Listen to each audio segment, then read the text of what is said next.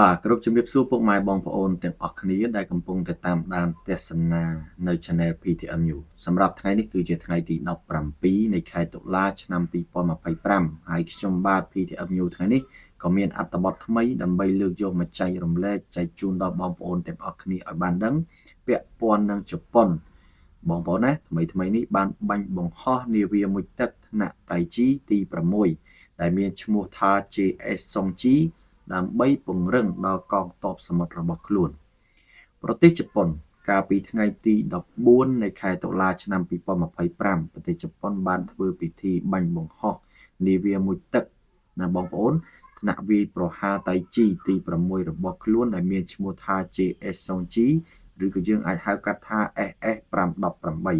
នៅឯរោងចក្រ Kobe Works របស់ក្រុមហ៊ុន Kawasakiនាវានេះត្រូវបានគេដាក់ឈ្មោះថា Songji ដែលមានឈ្មោះថាត្រីបាឡែនខៀវនិងត្រូវបានរំពឹងថានឹងចូលបម្រើការនៅខែមីនាឆ្នាំ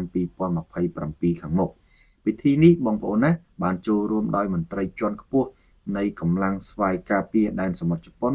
និងភ្ញៀវកិត្តិយសជាច្រើន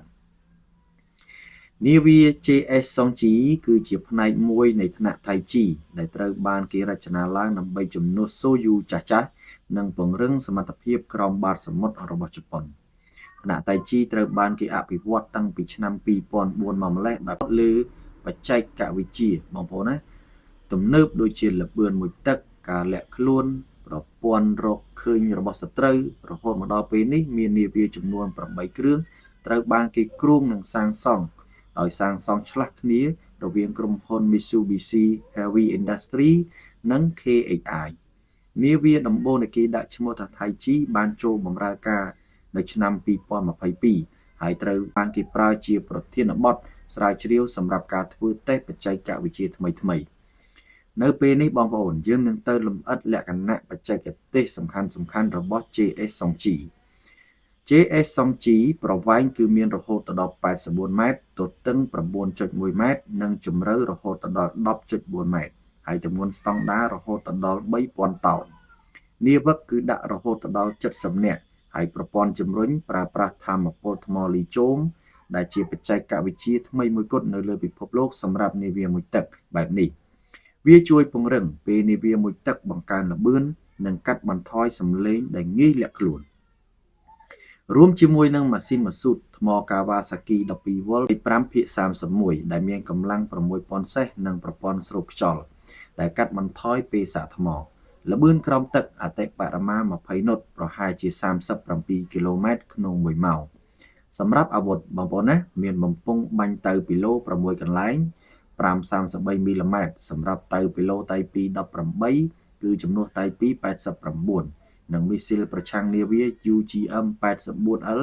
ហេប៉ុននៅពេលអនាគតអាចនឹងបំពាក់មីស៊ីលវាយប្រហារចម្ងាយឆ្ងាយបន្ថែមទៀត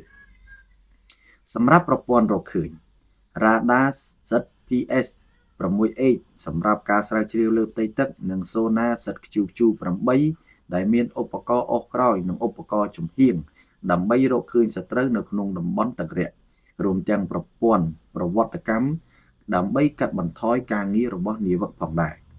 នាវាមួយទឹកថ្នាក់ថៃជីបងប្អូនណាមានតម្លៃសាងសង់រហូតដល់ 69.7 ពាន់លានយេនប្រមាណជា496លានដុល្លារអាមេរិកក្នុងមួយគ្រឿង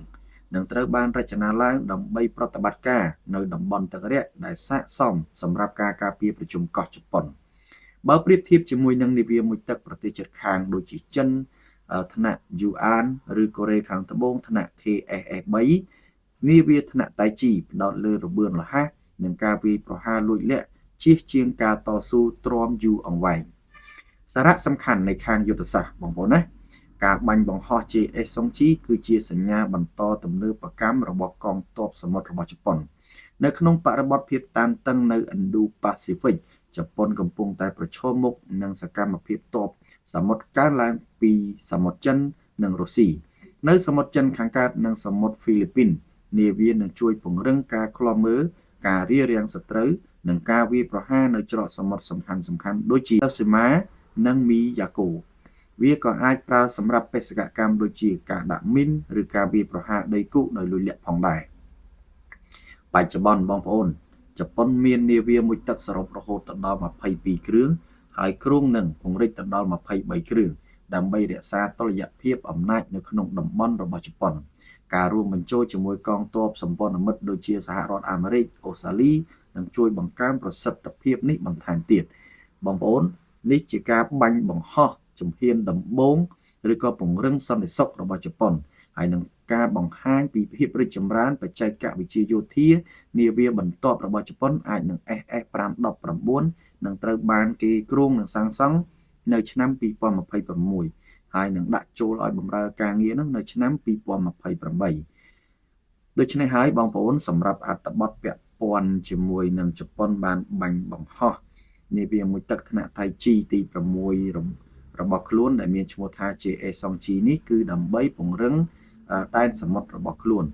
ហើយមកទល់នឹងពេលនេះឃើញថាប្រទេសជប៉ុនកំពុងតែរីកចម្រើនមួយកម្រិតទៀតហើយពាក់ព័ន្ធជាមួយនឹងវិស័យយោធាជាពិសេសគឺការផលិតនាវាមុជទឹក